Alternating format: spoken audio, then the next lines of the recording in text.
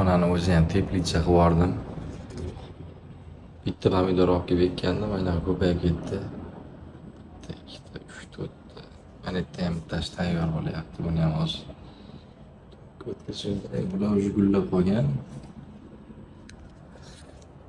O'zi ham birinchi o'zbek bo'lsam kerak. Ofisda teplitsa qilib yuborganman borib. Qishdan o'tgan yildan beri o'syapti, lekin endi gulladi. Menimcha issiq tushgandan keyin yana gulla ozgina isgandan keyin meva tugib boshlamasa qilsa kerak. Tuproq olib keldim hozirga shuni. Suvga solib qo'ygandim, tomirlari ancha katta bo'lib qolibdi. Shuni ko'chirib qo'yishim kerak. Qiziq bo'lyapti lekin o'zimga ham. Har kuni kelib suv quyib, o'ziga qarab turish. Shunaqa joylaring bo'lsa, ofisda sinab ko'ringlar sizlar ham. Daisoda sotadi hammasini. Mana chiroyli qilib o'tkazib qo'ydim. Gullari. Bunaqa o'g'itlardan ham sug'ordim.